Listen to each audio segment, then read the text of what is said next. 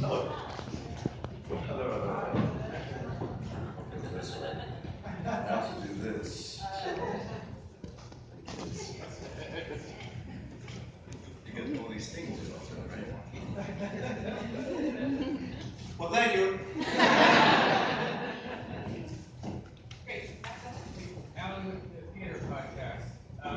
You are now 2 for 2, being on stage and winning Tony's Award.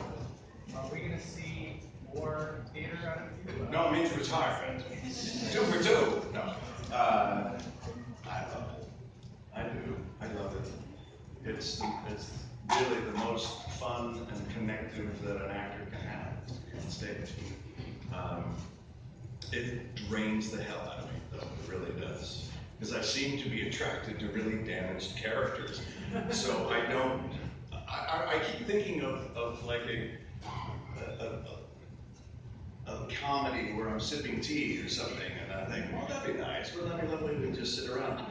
But unless something really catches me and I sense a journey for someone, even if it's unobtainable, I am attracted to that damage. So, 4 years, like yeah, I have to go recuperate and then come back.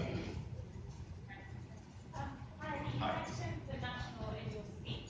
Do you have any plans to return to the London? Oh, I'd love to. I'd love to go back to the National or to West End. It just depends on the show. Thank you. It all depends on the story. It's not even the character. If the story of Network and the support text that was originally Patty's and then Lee Hall's, if that wasn't really great, it doesn't matter what the character is. It really has to move me that way. And then when the character jumps off the page and I'm in.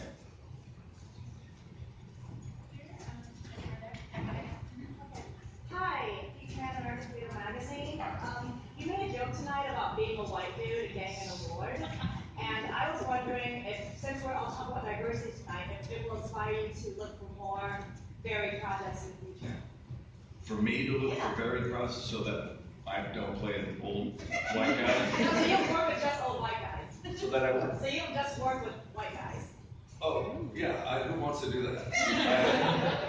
That's boring, and the stories are old and stale to me.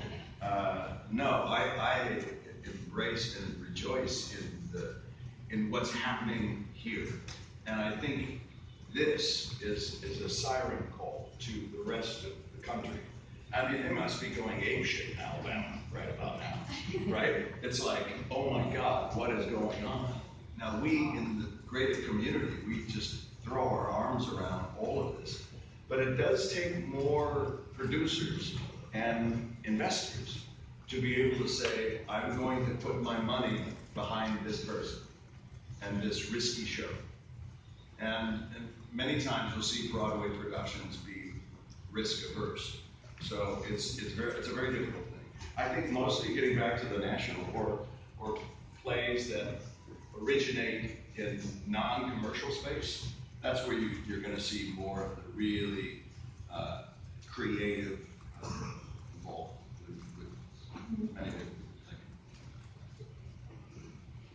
Kind of reference at the end of your speech that appeared to be economic stuff and media not being people and monopolies. Do you feel like anything has progressed? I mean, are you feeling just your life in general more optimistic about the state of the media for doing this show?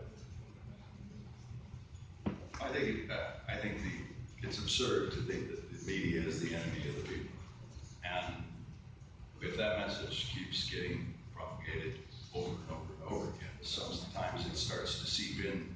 And the perception of the truth is often more important than the truth. Because if people believe it doesn't matter really if it's true or not. They believe it. So the opposite message has to continue to be put out there. Whether it's diversity, whether it's the fight against media, whether it's women's reproductive rights, whether it's voting rights, it's important to keep sounding the alarm. And you know, a lot of people will say, I don't read anything on social media coming in because I don't need to. I don't mean that in a crass way. I mean that in a, I don't need to be the recipient of a bombardment of negativity and vilification, you know, because I speak out on a lot of things. And it's just, I want to speak my truth. If you don't agree with it, that's okay. But I don't think we want to make enemies of people who have a different opinion.